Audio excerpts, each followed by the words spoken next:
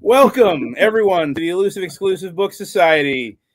I was waiting for you to get a phone call during that or a text message. Oh, knowing my luck, it would have happened. But thankfully, you're able to pull that off. Oh, so if you're confused... So are we. So are we. StreamYard had an update, and apparently, unless you upgrade to a paid account, you can't play videos that you've uploaded to your account. So yeah, I had to yank that out of my phone and throw it up on the screen. There's no way we're going to be doing this without our famous intro. It was either that or sing it. Yep. Yeah. Yes. Nick suggested we sing the whole thing, and I didn't want to subject you people to that. We like you too much for that. But yeah, today our heads would go like across the screen. Yeah. just crawl slowly across the screen. Today, we are celebrating 1 year of Eebs. It hasn't been 1 year today. Tomorrow, it will be 1 year to the day that we first uploaded our Death World review on Jake's channel. Oh my gosh! I don't know if it feels like it's been a year, or if it feels like it's been longer. It feels like ages since we did that review. I don't know, guys. Thoughts? Like, how are we feeling after a year of Eebs? It was a lot. We did a lot of videos. I wrote down how many we did here. How many? Yeah, we did 17 episodes, not including the 17. Yeah, not including the Christmas episode and this one, obviously. And we reviewed 20 books.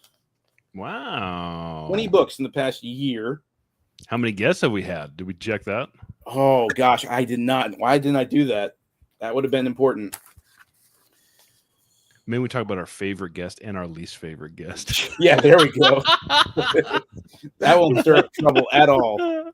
Oh, wait, we've had 24 guests, but Brian was on 3 times. Okay. And Ben was on twice. Ben was on twice. Eric was on twice as well. Eric Wag. And Eric was on twice. Yeah. Oh, and Joseph reads books, yeah. Was he on twice or just once? He was just on once. Wait, no. No, wait. He was on Conan and Texas Israeli. Oh, yeah, he was. That's right. Yeah. But yeah, a lot of folks. Kevin Toll was the least favorite guest, for sure. I knew it was coming. He's at least in the bottom 3, yeah. Sorry, Kevin, wow. Let's check out the comments real quick. Jack says, congrats, guys. Thank you, Jack. Yeah. Levi, there he is. Now play the stream through the phone and hold it up. No.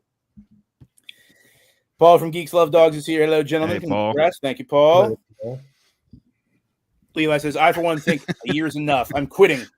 No more jokes. See you later. He's not wrong. No. It's good. Jack from Sci-Fi Finds is here. The 3-headed goat right here. Yeah. And CP Webster, happy birthday, Eebs. It's been good. It's been a good year. A lot of great books. Has it been, though? Have there been a lot of great books? There were some great books, I will say. Which leads me into the first thing I kind of wanted to talk about. Not so much our favorite books, because I'm sure that at the end of the year we'll do that thing that we did for the Christmas episode where we rank all the books that we reviewed in the past year. But something that I did want to know is, what were your guys' favorite moments from this past year of Eves? Because I have one moment in particular I want to talk about, but I wanted to let you guys go first. My favorite moment was when Jake read off the passage from the Hawk Virgin Steelers with the lifeless sack of flesh. What is it? A lifeless sack of flesh. Yeah, his girlfriend. A lifeless sack. It was just a lifeless sack. It was beautiful. That was my favorite because I was so uncomfortable for that video because I was ashamed that was what I got you guys to read. And that was good. And I was like uncomfortable for the beginning of that video, and then you read that. I was like, "Oh man, that was everything." You changed it around for me. I think the Parasaurians just are how half of that stream was just a fight about what's the best dinosaur. That bled into the next Eves as well. That was funny. I keep trying to do like a highlight reel of all the times we talked about, the great dinosaur debate throughout that stream, but it's going to take a while to find all the different clips. I'll do it eventually. I would say also the Conan review, because I was dressed like Conan, so I was shirtless the entire time, which was really nice because this my office gets very hot when I close the door, because it doesn't really have, the AC doesn't reach it that well. So it was getting pretty toasty. So that one I was the most comfortable for half of it. And then a bunch of preteen girls came over for my daughter's. My daughter had a bunch of her friends come over, and they're all pointing at the window laughing at me as I'm trying to do this stream. So that was the most comfortable and then the most uncomfortable. Yeah. So far, it's weird to say this because so far my favorite moment from Eves is a moment that wasn't even caught on camera, unfortunately. It was something that did happen not during the Conan stream, but directly after the Conan stream. So for context, I was trying to get my channel monetized at the time, and I had mentioned that to you guys. And so Nick was trying so hard to be on his best behavior throughout that whole stream. And at the end of the conversation where we were just talking about just Conan related things, he's like, "Oh yeah, there's a band called Crom, and they have all these albums." And he was showing off this. First of all, Nick, what would you even call that band, Crom? Like, what music do they even play? I don't know. They're kind of like a power violence band. I think that they were kind of associated with that, but then they became like their own, just weird metal. I don't know. It's just like weird, fast, thrashy. Yeah, but like all their songs are like 50 seconds long, and they just sprinkle in a bunch of samples from the Conan movies, and they're called Crom. And so Nick was bringing up, and he's showing off the album covers, and then he goes to show off one and stops, and he's like, "Well, maybe we shouldn't talk about that one because Tim's trying to get his channel monetized." And then so for the last like 15 minutes, Nick is oddly silent, and then as soon as I hit end stream, and we're all backstage again, he like thrusts this album cover straight at the camera. We just see a blur, and then like a half-naked woman riding a polar bear, and he screams, "It's called the Cocaine Wars!" And I near fell out of my chair laughing at that. And it makes me so mad that no one got to saw it except for the 6 of us that were in that. I mean, I can grab it right now if you want. Now that you're good with saying it. I don't care about monetization at this point, so it doesn't matter. Another top moment was we were reading The Big Guy, and we're doing the conversation. I'm trying to get like Duncan more into the conversation. I'm feeling bad. Like, why isn't Duncan, like, he's just kind of off to the side, and I felt bad. And then we realized afterwards that his copy never came. So Duncan McCurdy, he was a part of this live stream, and he never got a copy of the book, so he had no idea what we were talking about. He's still hanging out, and we had a good time. Yeah. But he's just I knew that he hadn't read it. Yeah. Jack brings up an interesting question, though. What did you guys disagree on the most so far? I'm trying to think.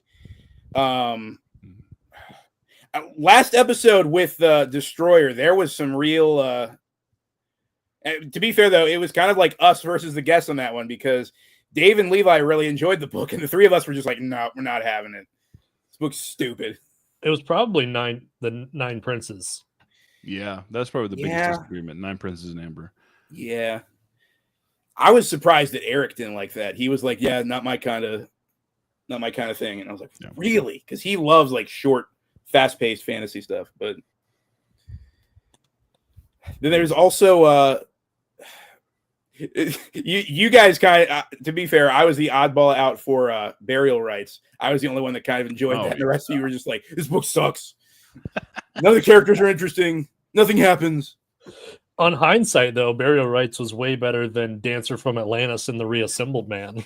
Oh, way better. Yeah. We could at least get together on those books and be like, "Yeah, these are awful." So, because as soon as you said Burial Rites, it was a fond memory to me. I was like, "Oh yeah, that was great." Yeah. But at the time, it was like, "Yeah, it's terrible."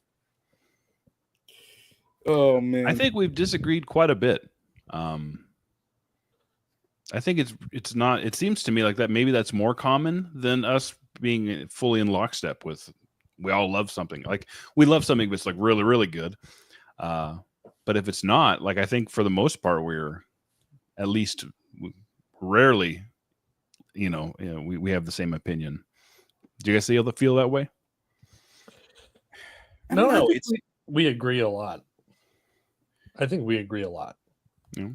I think we agree a lot when, I don't know, when the book is a little more well known. I think it's when we get the really obscure stuff that we're kind of torn over it. Because like I said, all of us were loving the Conan review. Yeah. I have the list here. We all hated Death World. We all loved Realm Jory. Yeah. We all loved Hawk.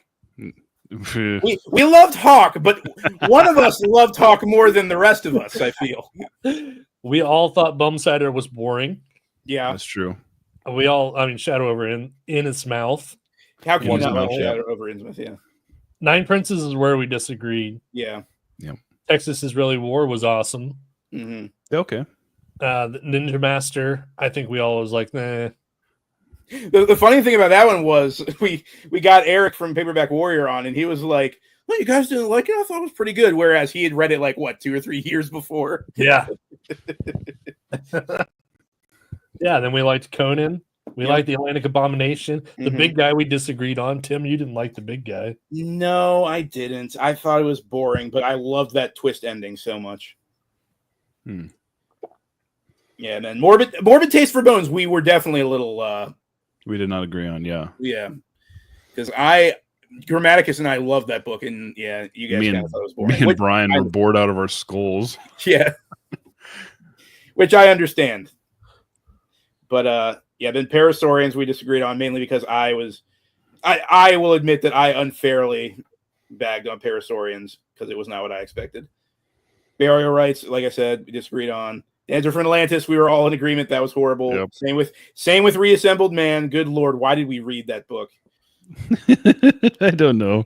And then Destroyer had us split up with the guests on that one. And then we all pretty much agreed on Sunken Door because Levi did a great job. In hindsight, I thought more about Sunken Door, and I don't think it's that great. Hear that, Levi? I think it sucks. I feel like it was written by a toddler with no hands, so he's just smashing the keyboard. Yippee! What am I taking back? I missed it. Oh yeah, what are you booing? What are you booing Nick for, Levi? We must have missed it. Ooh, you take that back, Nick. It could have been any number of things. Yeah, I don't know. What was it? What are you talking about, Levi? Oh, Bumsider. Bumsider. That might be the most disappointing. Not It the worst was. book. Far from the worst book, but it might be the most disappointing because we wanted it to be so bad. Yeah, it was just so forgettable. If it was even as half as memorable as the cover, it would have been great. But yeah. And part of it was the fact that since it was It was a posthumous release. It felt so unfinished. So yes, I missed this one. Ajax chimed in with, if only they would review an Ace double book someday. Ajax, you talk about this quite a bit. I want to get around to do that. I think that'd be awesome. We just have to find an Ace double that that's all in our collection and we can all agree on. Yeah, those Ace doubles are kind of spendy too, or they can be. Conan was the Ace double. Conan was an Ace double. We missed. Yeah, we could have done Conan the Conqueror and what's it called? Sword of Rhiannon, which I think is the one that's on the back of that. Atlantic Abomination was an Ace double as well. Did I send you guys copies of that one? Yeah. Yeah, you sent us the singleton editions. Oh, gotcha. Okay. Yeah, Ajax Ace doubles. They're heavily edited though, so a lot of which might be good if we're reading two stories. We kind of want them chopped down a bit, but I know a lot of authors don't care for them just because they were so kind of hacksawed a bit. Right. Which makes sense. Paul says, focus on what's important here. Who has the best facial hair? I'm gonna bring myself out of the race here. I know it's not me. Why are you so hard? I can't grow hair on my chin. Everything is just like from the bottom of the chin down with me. It's clearly Nick. I'm all patchy too. Look. Levi You says, win. Actually, Paul has the best facial hair. yeah. Come on, Paul. Selling yourself short. Paul's Levi says, hiding ace doubles in his beard. Ace doubles and Andre Norton's, yeah.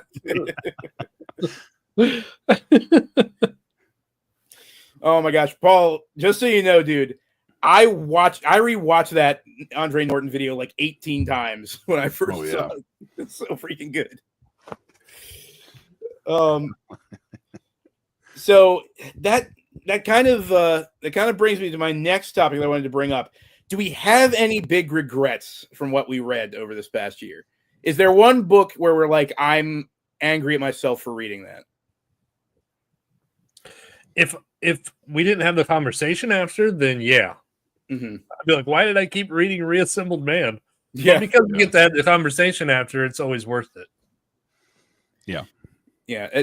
I'm going to be honest. The only reason I pushed through that book is like, I want to know how Jeff and Deb feel about this book. And I want to be able to understand what they're talking about. So.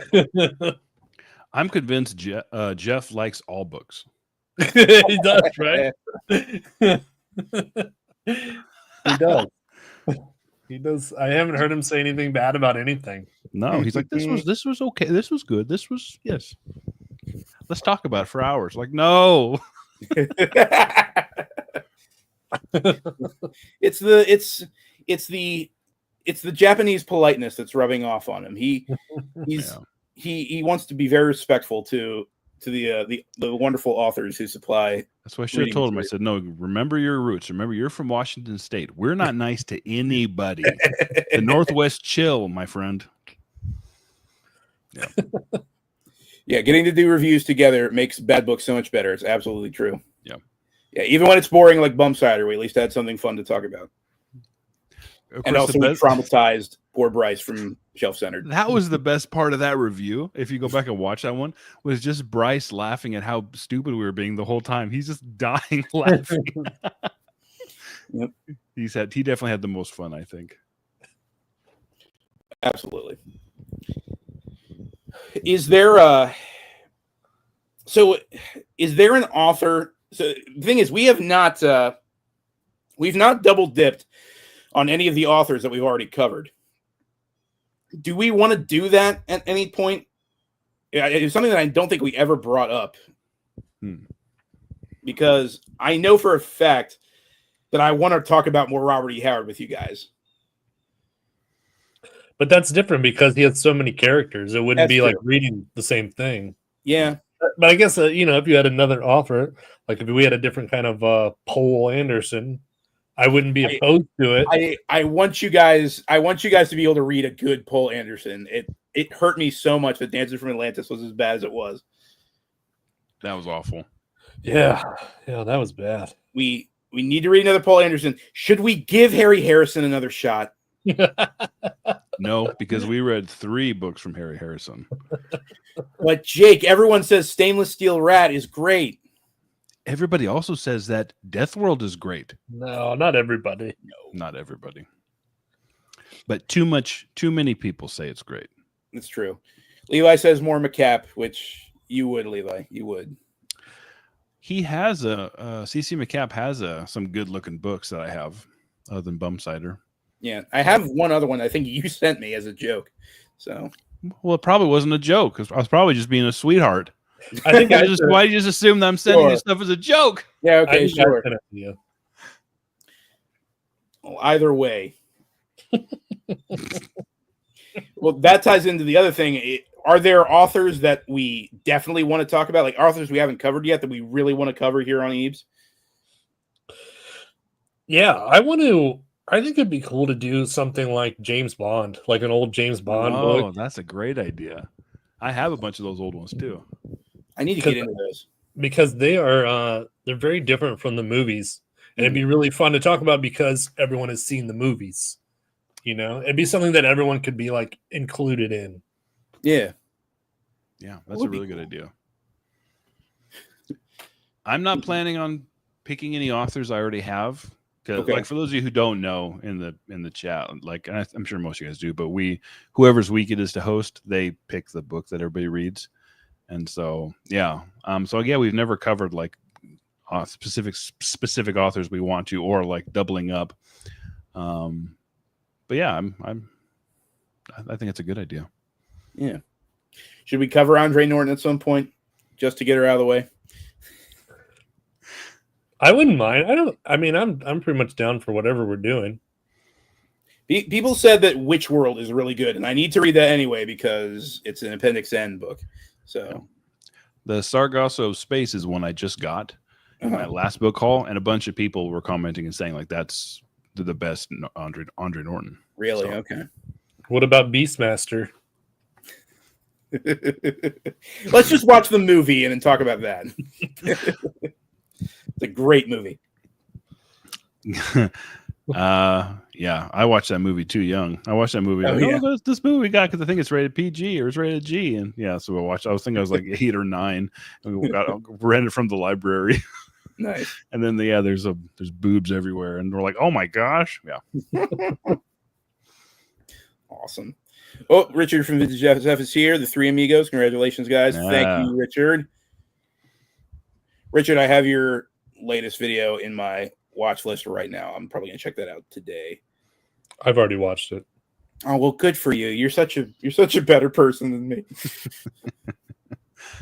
Ooh, Razor says Docs. That's a good Savage. idea. I have one Doc Savage. There's like literally hundreds of those books, and I have one of them. Yeah. But yeah, that's a series that I'm interested in checking out. But I'm very trepidatious about it because it's like one of those old school pulp hero kind of series, and they get very formulaic. And I know it's not something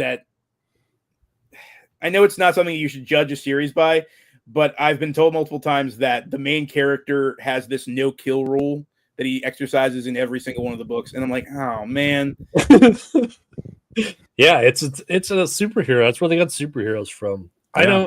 I'm with you. I'm not too excited about the Doc Savage. I read one of the Avenger, and I wasn't into it.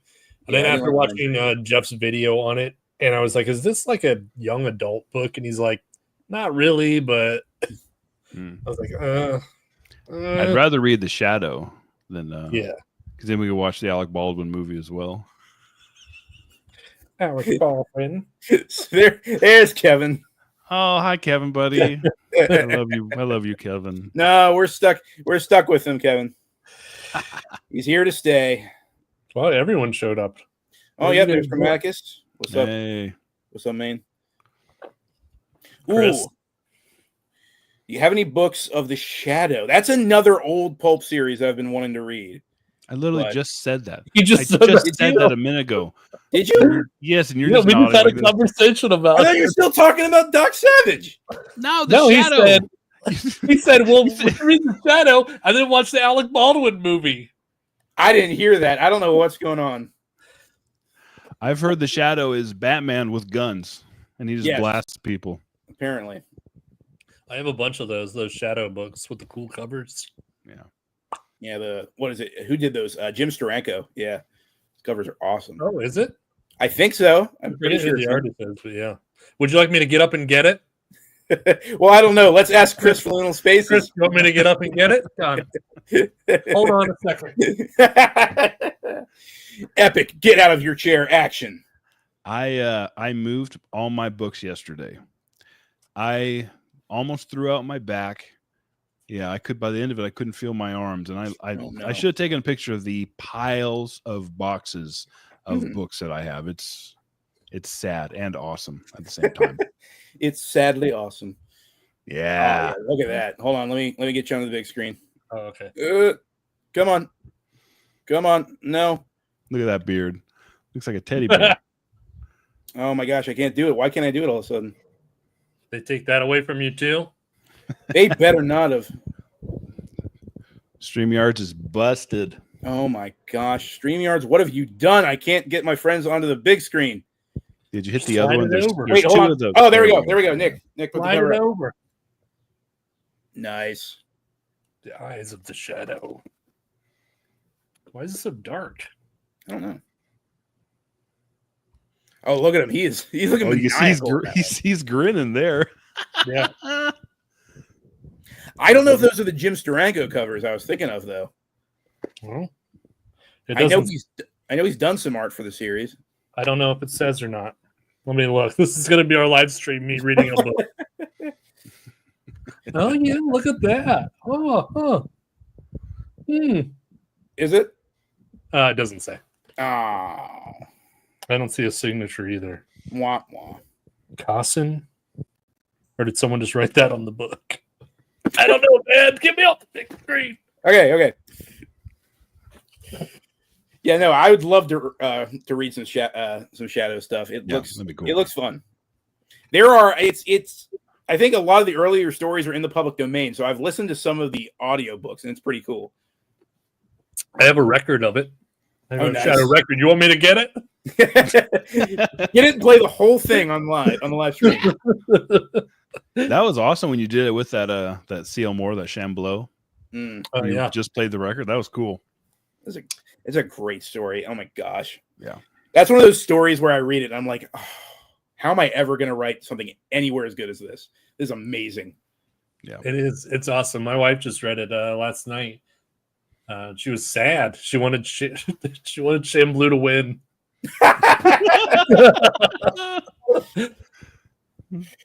No, we need a whole Northwest Smith series. He can't die in the first story. Mm-hmm. Oh man. No, it's. Are you highlighting? Who's highlighting comments here? I am. Hold on. I'm trying to catch up put here. some comments. We'll put them on the screen so we can see them. Hold on. Levi said he's on the edge of his seat. You should be. It's how far back are we? Oh, there we are.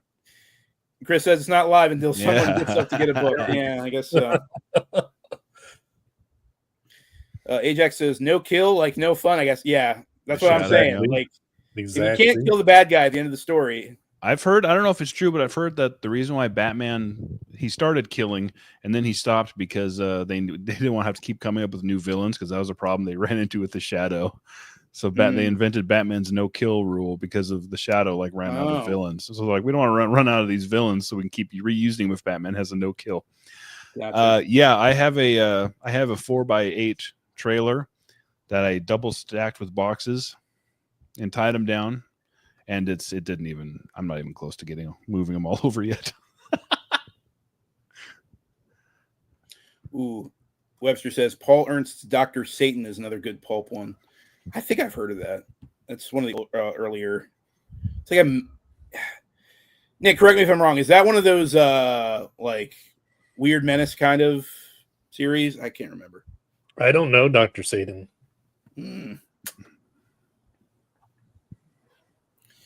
Well, then I'm at a loss. Dr. Satan. Yeah, I don't know. It sounds familiar, but I can't. Yeah, that record was awesome. Who was? There's no cussing on Tim's channel. Kevin Toll was. It's Kevin Toll. Oh, yeah. That's yep. Clearly.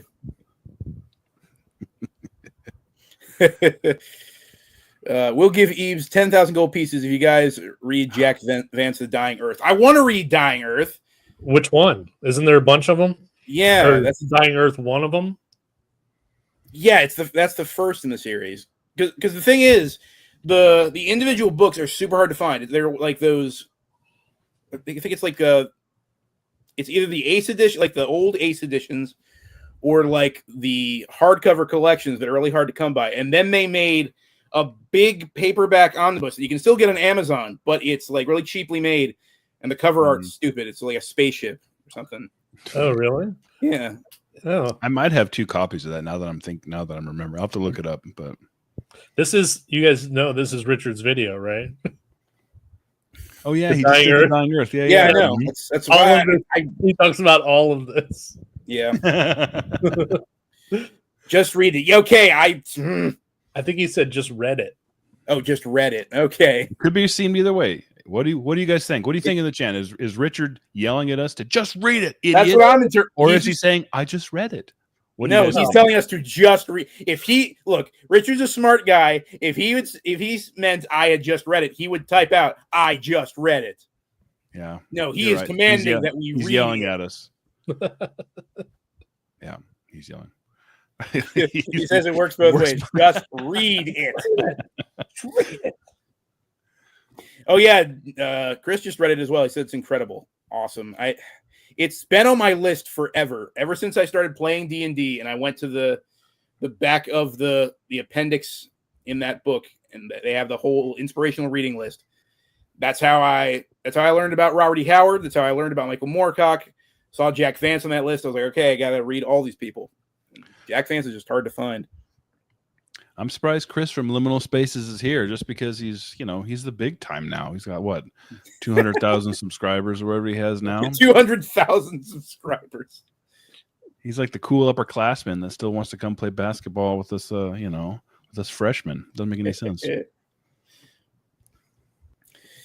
Levi says, just read it. Isn't that a Michael Jackson? Okay, that's no. You're done. You're done, Levi. Just read it. That's the Weird Al Yankovic parody that never made it. So he made Beat It or Eat It instead. Eat It, yeah. The giant fat suit. Let's talk about Weird Al Yankovic for the 1 year anniversary of Eve. I prefer Amish Paradise myself. Coolio was really mad about that, by the way. Apparently, yeah. He didn't want him to do it. Yeah, and then didn't Weird Al, he went to like an award show or something with the Coolio hairstyle, and he got flack for it. I don't remember that. I think that's what it was. Oh, Grammaticus says, dying Earth, I'm going to be a black sheep here. It's not all that in a bag of chips. You are just full of bad takes. Another hot take from Grammaticus. Gosh, first that Lord of the Rings video, now this. Tell him that idea. Tell me the idea, Nick. Let's do it. So after I watched your video, Grammaticus, I linked it to these guys in our group chat, and I was like, you know what? I like Ben's videos, but he went a little too far on this one. That's not what you said. You said Ben's a friggin' idiot. That is not what I said. Stop trying to turn Ben against me. Show him the text. I'm not doxing myself. Are you kidding me? Anyway, the point is, we eventually agreed upon the idea that Secret Fire books and Grammaticus books should do a debate video where we have like a mediator to like keep us on track, and we decide once and for all which is the better adaptation of Lord of the Rings, the Bakshi version or the Jackson version. I would just like to point out that in the text message, you made it sound like Ben was saying that the Bakshi version was better. And so I had that the whole time in my head, and then I clicked on his video and I watched it, and I was like, he never even says that. He just said, I like these tiny little aspects better. I was like, what is Tim even upset about? I agreed with him. I agreed with a lot of the things that he said. All right. Well, you know what? You can take Nick's, or you can take Ben's side in the debate video. If that's the case. That's what I was telling you in the text, that I think it's the generation. It's what you grew up with. That was probably the first one that Ben watched. The first one I watched. I remember watching it as a teenager. To me, that was Lord of the Rings. So there's like a fondness. You have that rose-colored lenses, you know. Live debate. Let's do a live debate. How awesome would that be? Levi's making this on. Yes, what Nick said. Oh gosh. Release the text.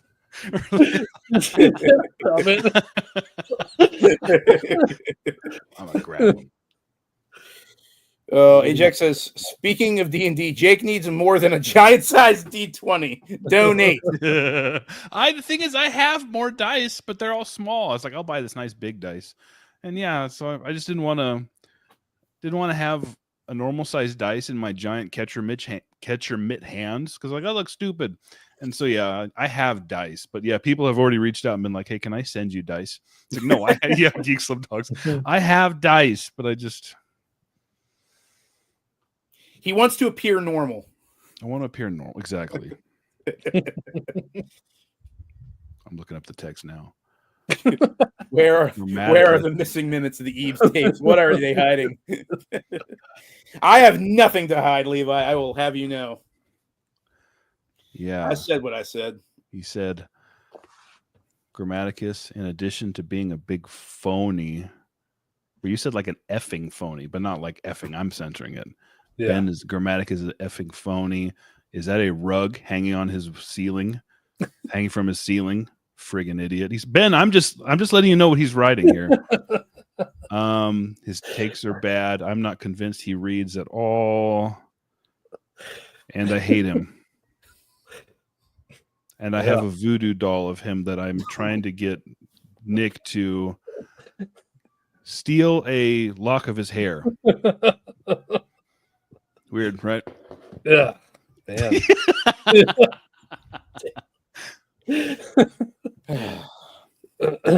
Look, we can hash it out.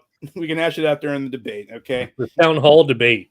Town hall you guys ties Yeah. with the podiums. Oh, That'd be so cool. Yeah. What is it? Was it you who suggested, Nick, that Chris should be the mediator and he should wear a Gandalf costume? That was my second one. Yeah. At first I pictured Jake because Jake likes to dress up. I just imagined Jake from his press conference video. Like, oh yeah. that's what I pictured in my head. Mortem. And then Jake said, you should get Chris. And I said, you should get Chris to wear a Gandalf hat. Oh, that'd be perfect. I'd 'Cause break that the would- internet. Let's do it. He's in. All right, we'll hold you to it, Chris. Paul says Jake is projecting his Kevin feelings now. Oh goodness. Let's not start too many fights in one live stream, please.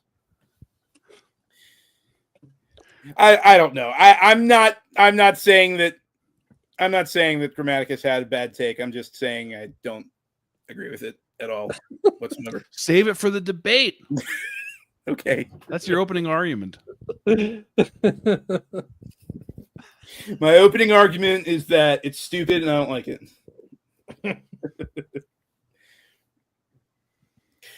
Oh. Trembling colors. A booktuber who doesn't read and tries to talk out of his ass about books would be a funny character. There are those out there right now. I know. A couple are coming to mind. I'm not going to say who. Mm-hmm. Speaking of booktubers, though, not necessarily ones who are phoning it in. Are there any? Maybe you guys can give us some feedback on this. Who should we get for the show in the future? I know that we, Jake. I think when you first announced this a year ago, you were looking for suggestions for like who we should have on the show. And for a while, we had a big spreadsheet where we were like listing a bunch of folks who we wanted for the show. But who do we want on as a guest in the future? Because Chris, you're already on the schedule. Yeah, because dude. Yeah, reading Texas. Yeah, we know, dude. I feel like before long, Chris is just chomping at the bit to read Inspectors Haunting Texas, and he's just gonna have it read and reviewed by the time we even get around his episode. Don't touch it. You're next after Tim. Yeah, we're trying to work some stuff out, and we're trying to decide who we're getting for At the Earth's Core. I doubt he's watching right now, so I'm just gonna let it slip. I shot Michael K. Vaughn an email earlier today. Hopefully he responds. Michael, if you are watching this, we want you for Ebes so bad. People have been wanting you to be on for the longest time now. If not, we'll just grab Roger. Yeah, or Roger. Yeah, either one, really. Oh gosh, it'd be hilarious. It'd be hilarious if he set up 2 cameras with Roger and one. That'd be fantastic. Grammaticus suggests we should get the Dark Lord Donahue. I'm pretty sure Steve Donahue is above all of us at this point. That no other man can do 3 book hauls in a day and call that normal. He's on another level, people. Get Virgil and Brian. Forget that wizard from Desert Country. Says the guy who lives in the Enchanted Forest. Levi has sent me a package, and I Google Earthed his address just out of curiosity. Like, what's the Google Street View of his address? I looked it up. It just showed a picture of the forest. That's not even a joke. That's actually what happened. Infinite Text, yeah, we need to put them on the list. I'm Infinite embarrassed to Text say is I good. haven't watched that many of their videos. So Andrea. No, it's cool. Yeah. right. There's a lot of people. I mean, I would just read off the list here of my subscriptions that haven't been on, you know. So Hey, Mark from the book thing's here. Hey, Mark. That's the anniversary. It's ridiculous. Been doing this silly show for a year. Ajax book pilled for 75 grand and a crate of brown M&Ms. I don't even get that. Is that a reference to something? I'd have book pilled on, and I'd force him to read like the pulpiest, trashiest, stupidest book possible, like a bump cider, not even bump cider, something I know is awful. Not going to touch that one. You're not going to touch it. Oh my gosh. Yeah, we do. Honestly, there's a lot of we need to get around to having the folks that we asked to come on, but we're unable to. Oh no, I was gonna somehow I totally forgot we had Deb from Omnivorous Reader on. Mm-hmm. I was just talking about her a second ago. I was gonna say we weren't able to get her on that one, but then we brought her back for freaking Reassembled Man, and that was oh my gosh. I still feel bad for her. Why? She picked it. It's your fault, Deb. I know, but but we accepted and we said yes to it. Ooh, one place it says Dad Like Book. I keep seeing Dad Like Book. Yeah, hovering around our space. We need to reach out to him as well. Yeah, I've been trying to email Jack from Sci-Fi Finds or try to get his email for a long time, but it's he's elusive. He's hard to pin down. So if you're still watching this, Jack, well, good thing this is the Elusive exclusive book society. I'll be right back. He's getting more books. Don't worry, people. More books, more records. He's just going to get his vegan pizza rolls. What? I don't know. They even make those? What am I saying? I'm sure they make those. Eve's next book suggestion for Texas and Zed. It's bonkers. I think I've heard you talk about that before, Ben. I have that. Somebody sent me that book. Anything with Texas in it, people send me. Yeah. It might have been maybe it wasn't you, Ben, but yeah, somebody had sent me that book and said the same thing. Like, you need to read this. It's completely wild. Heroic Book Adventures. I'd love to get him on. I just need to get his email. I have his is in his I think I have his email. I think his is in his profile. It is? Okay, so then somehow I missed it. Sure. Because I've emailed him when he first started out, and oh, that's right, Grammaticus. Nick sent it in. Oh, yeah. Yeah, he just didn't have reliable service. Oh, okay. Oh, Bookspin, Robin, that'd be fun. Yeah. Yeah, so Kevin brings up the fact that I'm creeping ever closer to the 3K, which I really don't care about. But Isn't it amazing just has been people just would subscribe to. Basically, I mean, to be fair, I'm definitely not catering to the majority of my subscribers who came, I'm assuming, for sword and sorcery reviews and vintage science fiction, and I continue to give them Redwall videos. Isn't Redwall sword and sorcery? No, not really. There's no magic or anything. Those little mice dress like little adventurers, dude. Yeah, but it's not everyone's cup of tea. I'm fully aware of that. What did I miss? I'll have to. You didn't miss anything. It was just us being stupid. For 44 minutes and 59 seconds. Yeah, basically. Yeah. That checks out. Pretty much. What did I send? What's Ben talking about? Texas and Zed. Or for Texas and Zed. Did you send it? No. Oh, I didn't even have a copy myself. Now he's lying to us. The Secret of Nim Sword and Sorcery? Yeah. Go ahead and ask us. You just name stuff off and we'll tell you if it's sword and sorcery. We are the authority, yeah. Nick and I. I'd say yes. I'd say it's more science fantasy than anything. Like literally, it has to do with science, and it's fantastical. So yes. Hey, why isn't it fantasy science? Well, I think that like if you take magic and you make it like too hard boiled, and you break down all the elements and stuff to the point where there's rules that it has to obey, and you explain every fantastical thing as a result of some kind of science or technology, I think at that point it fails to become magic and takes away the mystique of it. If fantasy needs to have some kind of mystique to it in order to be considered fantasy, and so when you take that away, I think it becomes more science fiction. But that's just my opinion. Sounded good. Sounds good. I'm in with what you say, Tim. Yep. Okay. Checks out. Science fantasy it is.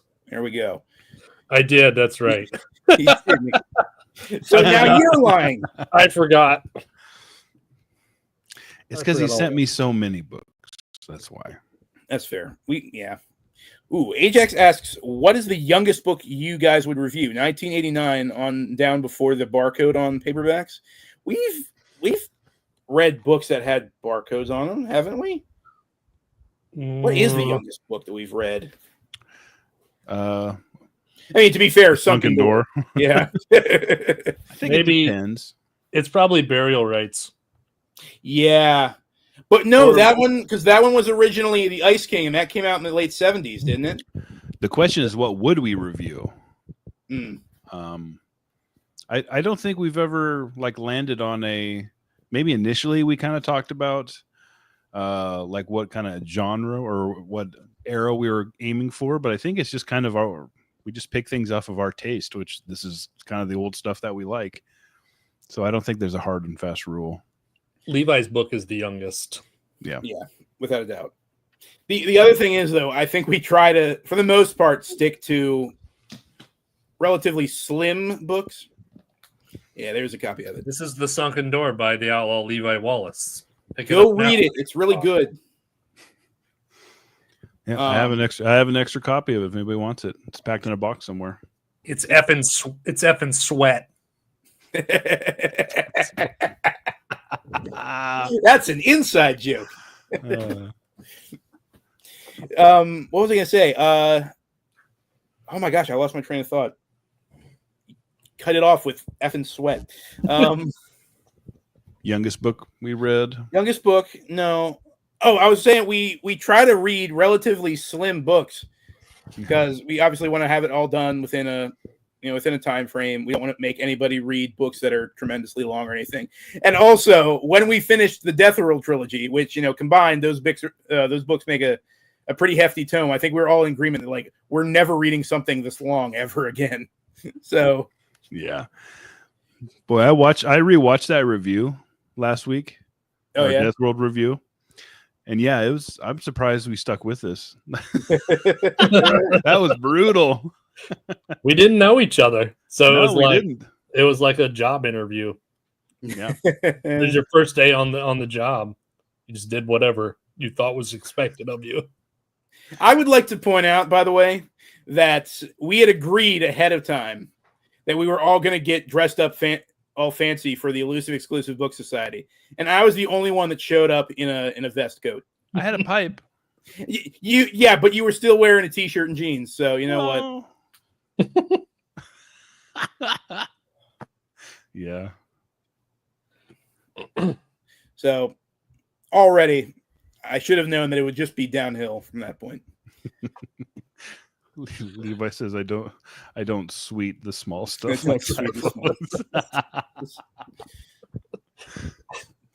Yep. No, that's what it was, Levi. I was dressed to impress, and I quickly found out that I didn't need to try that hard. But you got the job. I did somehow. Still waiting for that first paycheck. What was our first live video?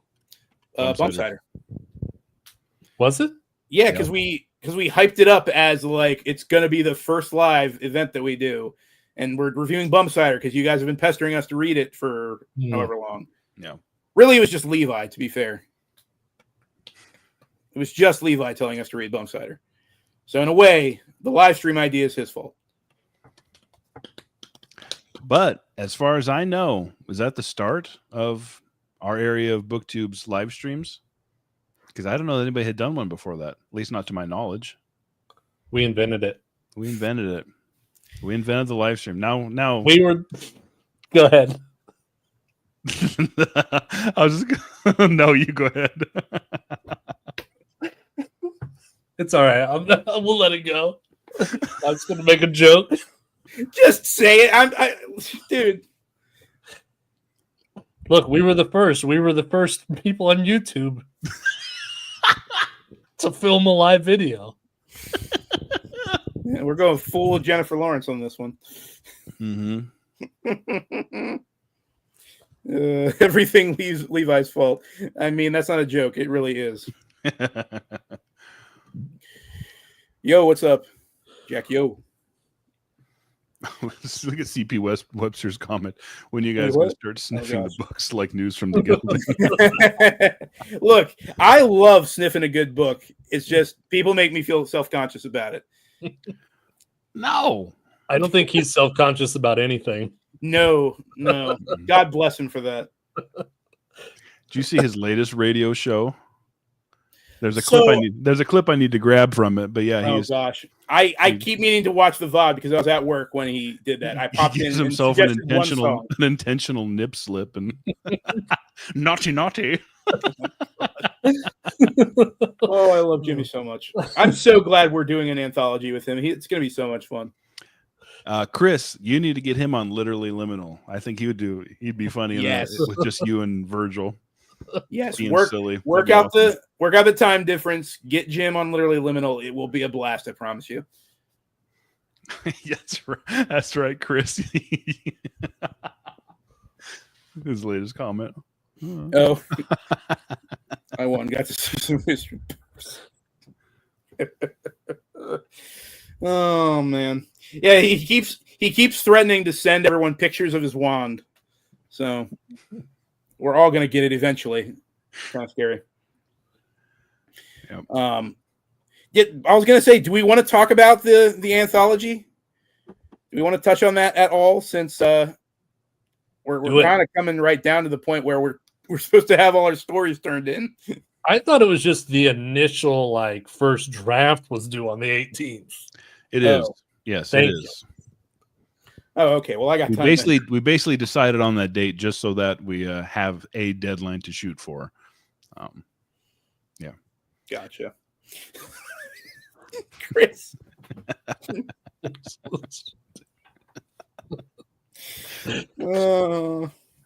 Chris, look at those last two comments you posted. How do you feel about yourself right now? Yeah. What have you become? Are you proud of yourself, sir? Are you proud of yourself? No, because I'm definitely going to have at least one story finished on time. I got a ton of it finished last night. I'm so happy with it. But I don't know if I said I was going to try to write two stories and turn them both in and let you guys decide. I don't know if I'm going to be able to finish both. I'm definitely going to be able to finish one of them. Kind of like a super pulpy 1930s action adventure with occult elements. Ooh. I like the sound of that. Have you explained what we're doing? I think we did. Maybe not. You know what? Now I think about it, I forgot to talk about it in any of my recent videos. Jake, did you even mention it in any of yours? I did on my last live stream, maybe an hour in. Oh, okay. So here we are again, an hour in. Yeah, exactly. Right? We're good at promoting. We're really good at that. Yeah, so for those who don't know, we got how many is it? It's 12 of us. It's 12 of us. Okay, so it is a nice round dozen. A dozen of us in the BookTube space, our little niche corner of the BookTube space. We all got together and we're working on a kind of, I keep wanting to say science fiction anthology, but it's not purely science fiction. It's just an anthology of genre fiction short stories. Speculative fiction. There we go. Yes. And Yeah, I'm putting in a story. Jake's putting a story. Nick's putting in a dude. I cannot wait to see what Nick's story is. This is gonna be no, dude. Don't even. I'm pumped. But yeah, we got Jim from News from the Gelding on. We got Chris from Liminal Spaces. Brian from Bad Taste Books is in on this. Virgil from Literally Books is in on this. Ira. Yeah, Ira from SF Words of Wonder. Who else? Joseph Reed's Books. Eric Wag. Richard from Vintage SF did a comic strip. Yes, that's going to be cool. And if we somehow can't figure that out, I want him to at least do the intro for the whole thing. He's doing the forward. Yeah, the forward. Okay, sweet. Who else is there? You did it so randomly. I don't remember what all you said. I know. I'm missing a ton of people. Here, I'll open it up and I'll read them off. Okay, go for it. Loading.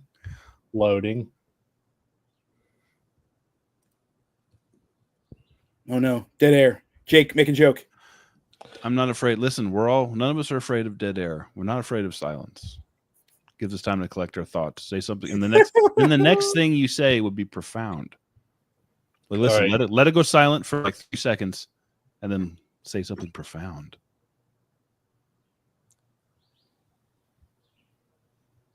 I don't like the term speculative fiction. I don't know who made that up. It's so dumb. Moving on. Was that profound for you? Well, it wasn't profound. That's just you being a hater again. So the authors in our book are Jacob Swick, yes, Levi Wallace, Nick Anderson, Eric Wag, T.H. Brandt, Virgil. I don't know what's his name up here. His email doesn't have Virgil. It has something else. I don't think Virgil's his real name. I don't think it is. I'm not going to release his real name, though. Richard, Rimple, Brian just says Bad Taste Books. We're not going to tell you Brian's last name. Ira, same. Chris from Liminal Spaces, Wizard Jimmy, and Joseph. That's 11. Richard. Did we say Richard already? 1, 2, 3, 4, 5, 8, 9, 10. Gosh, we're so good at this. It is 12. Okay. So I just miscounted. You ran out of fingers. Yeah. Nick's writing a revenge story about these 3 guys that review books.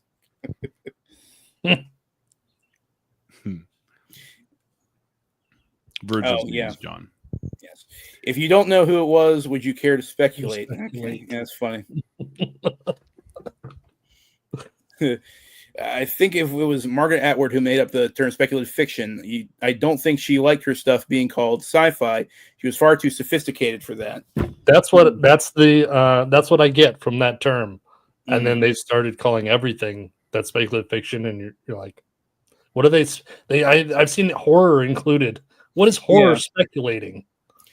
I just think it's something that's like, what if there was a monster taught in a collegiate setting and it's just kind of accepted, but one of those terms that you look back on, you're like, where did that come from? What does that really like fit what it's describing?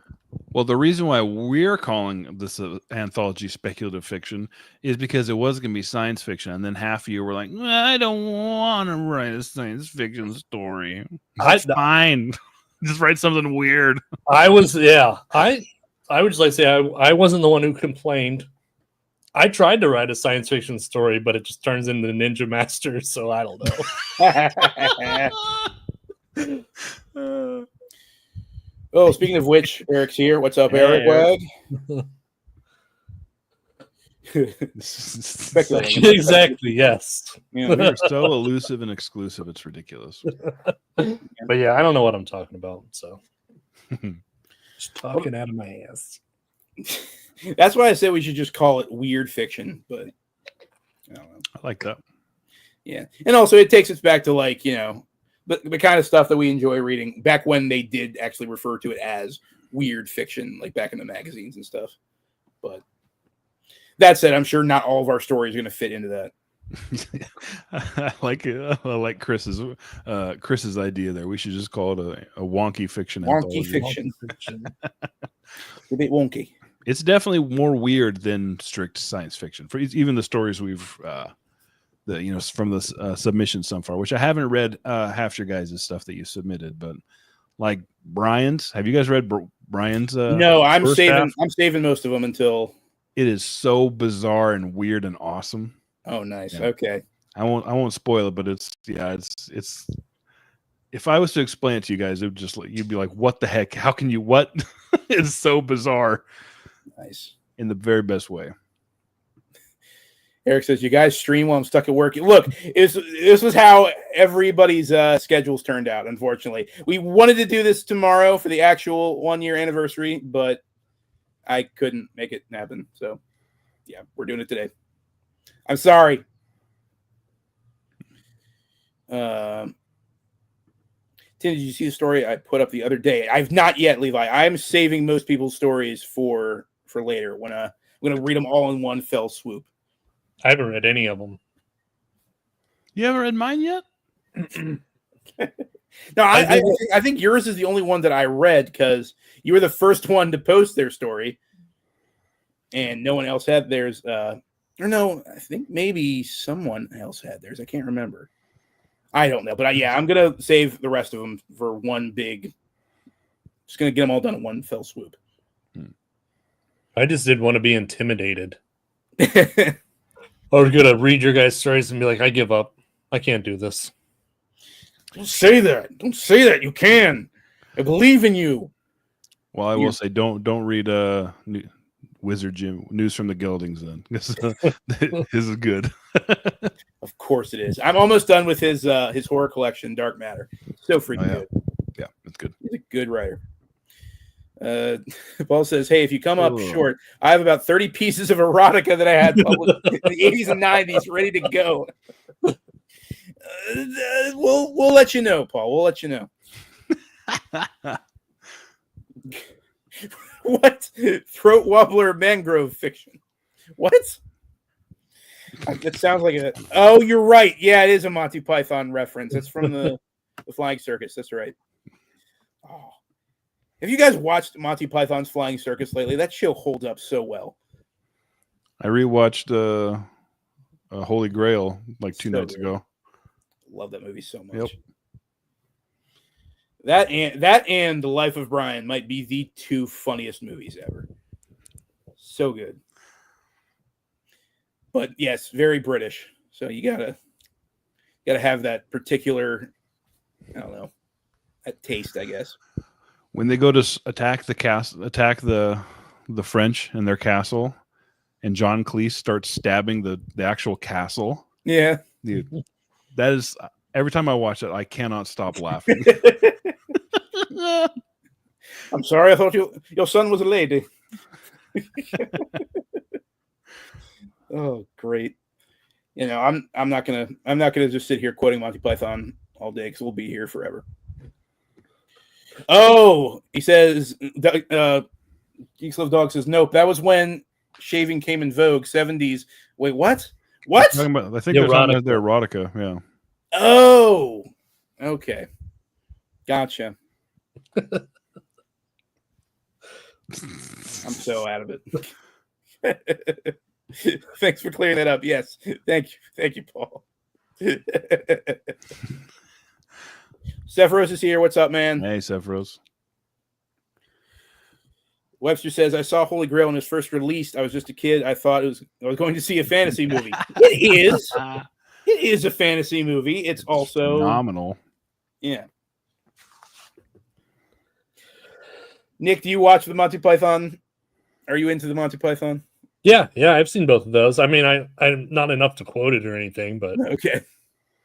Not enough to be a nerd about it. No, all I remember is when he yells from the top of the castle. He says, your father was a hamster or something. Yeah. And your mother smelled of elderberries. Yeah. Oh my gosh. They have it's not a board game. I think it's a role-playing game that was licensed by Monty Python. And it's it comes with like little Game Master screen, and it has little cardboard cutouts of the Frenchman that you can stick over while you're playing the game. I was like, that's adorable, but it's also super expensive, and I'm not going to pay that much money when I can just play Dungeons and Dragons. The stoning scene in Life of Brian is the best part, hands down. Most of the Holy Grail was great, though. Yes, all the women with their fake beards. No one is to throw anything until I blow this whistle. You know, my favorite part about that movie, though, is they were originally going to make it about Jesus. And then they did research, like they did a lot of hardcore research going into it because they wanted to get the setting right, apparently. And so they read through the Bible, and I think it was John Cleese who came up with the notion that we can't make this movie about Jesus because Jesus isn't funny and you can't make fun of him. Like, he's too nice of a person. There's nothing bad that he did that we can make fun of.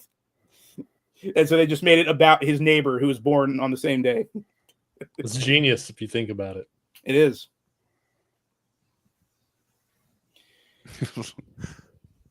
Levi, do you guys talk about books? You guys like books? Occasionally, when the mood strikes us. Oh yes. So the only other thing I had written down, we've never done any anthologies on Ebes. Like, technically, we've done short story collections because Jarella Joyery is a short story collection. Are we, like, would we ever do, say, like, what is it? What is that one collection? Like, would we ever do a Flashing Swords or a I almost did. Greatest science fiction fantasy or whatever? I almost picked one for my next book. I was going to pick, it's a DAW. I can't remember which one it is, but it's Amazons.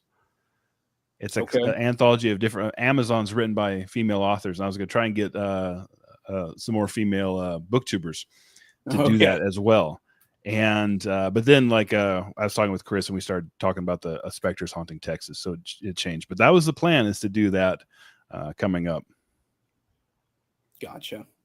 Well, speaking of Chris, got to run, fellas. Got to go play video games with my kid. You have fun.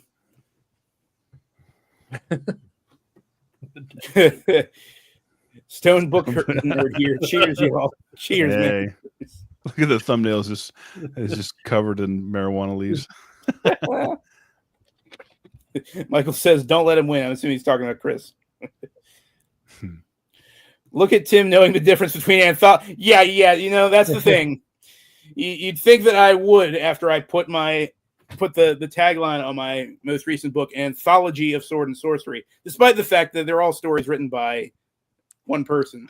Oh, I didn't even realize that. That's awesome. That's almost as good as Levi's sweat tee. I know. Almost. Richard has a video where he explains it all for you guys. Yeah. The anthologies and collections. I know. I was just rubbing salt in the wound on that at that point. I literally just finished Wind and Truth, and I don't know the last Stormlight Archive book. Yeah. Speaking of things we'll never be reading here on the Elusive Exclusive Books. Too big. Way too big. I don't even know what it is. That's a Brandon Sanderson novel. It's the last one from his, or not the last one, but the most recent one from his massive fantasy series. Yeah. That's what I've heard, Midnight Tokers. A lot of people are kind of split on it. Some people really love it. Some people really, really hate it. And a lot of people are like, I don't know. Yeah. I'll never read those. I'm getting heckled. I feel like I'm getting heckled.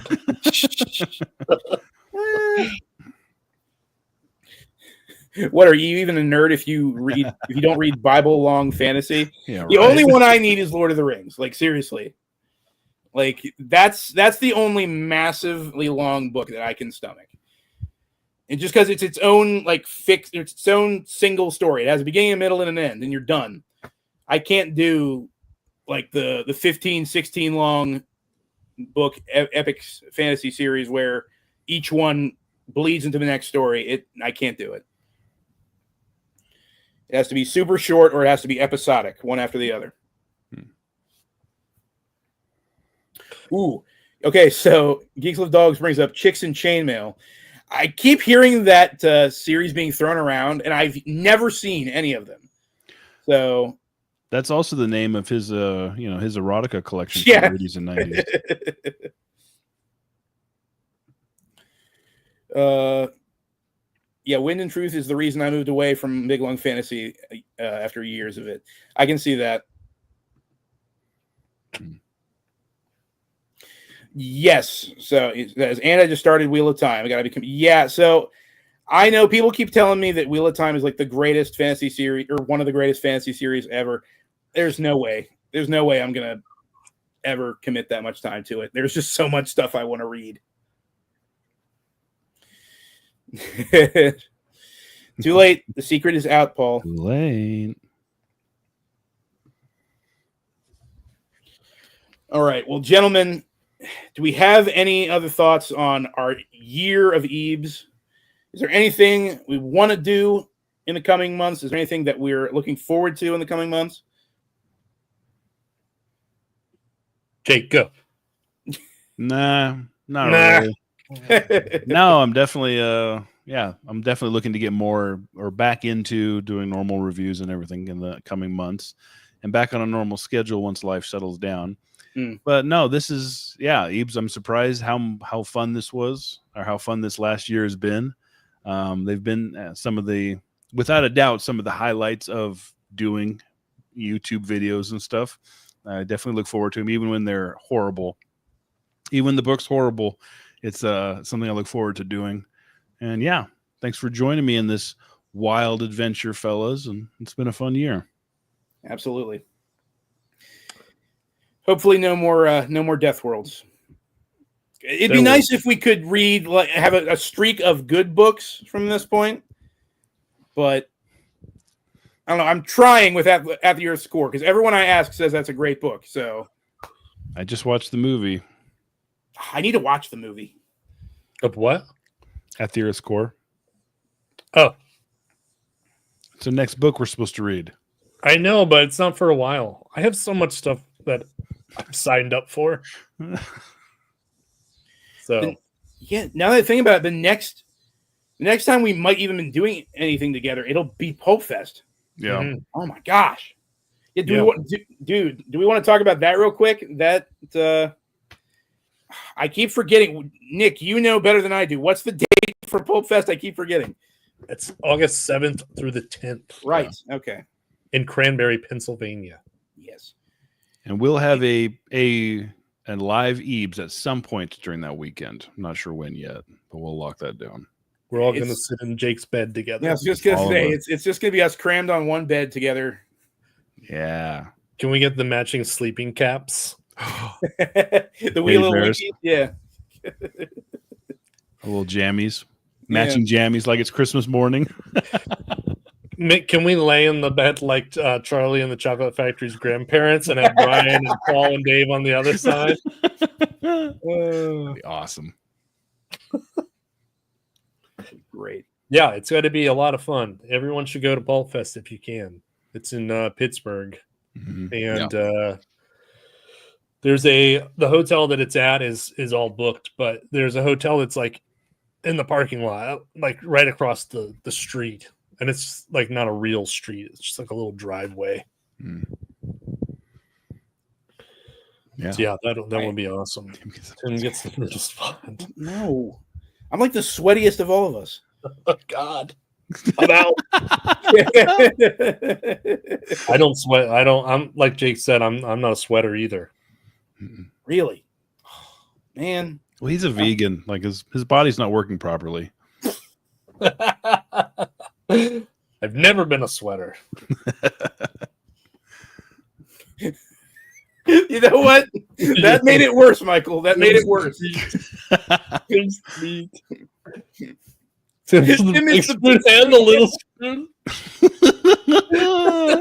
Okay, you're not allowed to talk anymore, Paul. Stop commenting, please. Not a sweet. Look at all these comments. Not a sweeter. Not a sweeter. I'm not a sweeter. Whoa, Grammaticus, 95%. He'll be there. Yes. Yes. That Nice. percentage keeps going up. Last time he was like, yeah, I'm 90% sure. Now he's 95% sure. Heck yeah. That's awesome. This is very cool. Midnight Toker. Cheers, guys. I stumbled upon the stream. I subbed. Well, thank you. Thank you very Welcome. much. Good to have you. Yeah, it's gonna be fun. Nick, you're the only one of us who's been there before, so I'm just gonna rely on you to like show us what we're doing there because I don't know. I mean, what is there to do? They have like the panels where the guys talk about the subjects, and then they have the dealer room where you go spend all of your money. Gotcha. Levi's just so funny. Oh, look, there's Brian. What's up, Brian? Some of us work. Wait, you're watching this from up 500 feet in the air in some cell tower. Like I said, you missed it, but I did say that we tried to get this better time, but schedules would not permit. I like this time. This is good for me. Levi says 95%, as in, 95% of Grammaticus will be there. 5% is staying home for the debate. Oh my God. So if I have to debate only 5% of Grammaticus, then I'm going to win. It's not going to be 5% fair. of Grammaticus is no joke. Yeah, right. But is it still enough for 100% of me? Like, I don't want to talk too highly of myself, but come on. I don't know. I guess we'll see how the betting line lands. I'm betting on Grammaticus. I'm betting on Grammaticus. Yeah, you would. He was like the first after Ira. I think he was the first person mentioned to be a guest on Ebes. And I was that guy's intimidating, man. I think he's like a lawyer or something. Like, I'm scared of him. Yeah, he's either a lawyer or a hitman. Oh, see, now he's talking smack. I only need 5% to win. Oh my. Yes. Ben literally Let's just dropped do the I it. only need 5% of my power joke. Live debate. Let's do it. Oh my gosh, we're really gonna have to work this out. Oh man.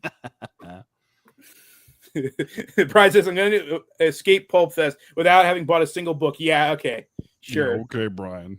Yeah. You don't, dude, you're one of us. You don't have that much self-control. I don't believe it. They're going to have a Goosebumps table. He's going to lose his mind. That'd be amazing. Every single Goosebumps, every single Animorphs. Brian won't know what to do with himself. They don't have any Goosebumps there, Brian. I'm sorry. Oh. Yeah. I was surprised when we bought the children's store. I was surprised how few Goosebumps books we had. We had like 2 of them in the whole shop. I want to get more because I love those books. I always see them at the thrift store. I know. They're all over the place.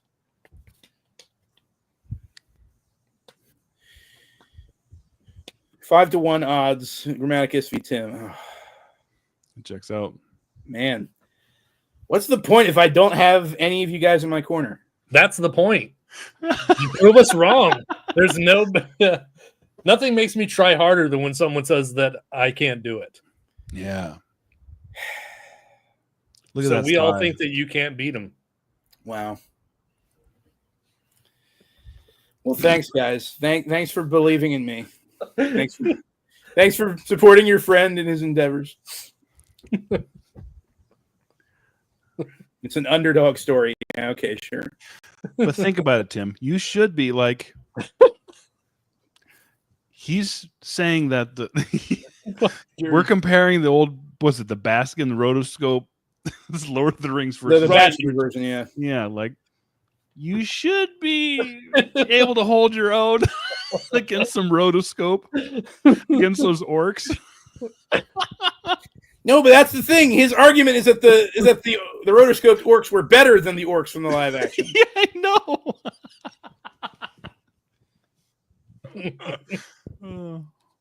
He didn't touch on the Balrog though. He never mentioned the Balrog in his video. Yeah. Ben, thoughts on? I know you're still here. Thoughts on the Balrog from the Bashki version? Who are we kidding? Peter Jackson's movie is the I can't read. It's a heck of a lot better, but there are some points. I just It He's right.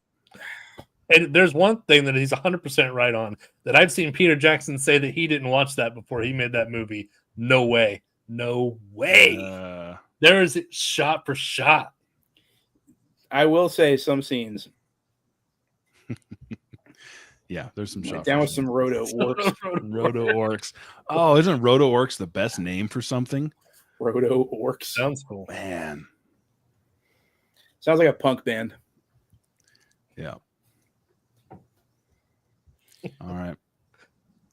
The butterfly wings on the Balrog. Yeah, see, that's what I'm saying. Is like the least. That's supposed to be like the big boss fight, and it is the least scary thing in that whole movie. Whereas you go to Fellowship of the Ring, and you have like the most convincing CGI effect that had come out that year. I know what, I'm just gonna have to save it for the debate. I'm sorry. All right, gentlemen, are we ready to power down here? Yeah, I gotta go. Yeah, okay. Well, it was good having you on. I'm glad we started this silly little book club.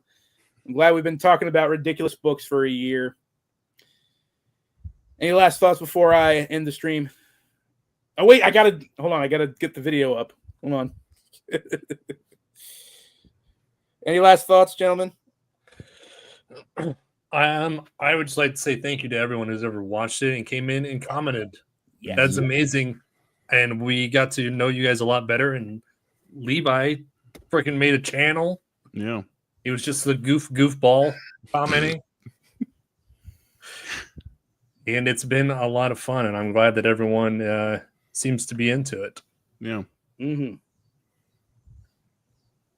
And with that, I'm going to put myself on the big screen again because we have an outro clip to play. Here we go. In 3, 2.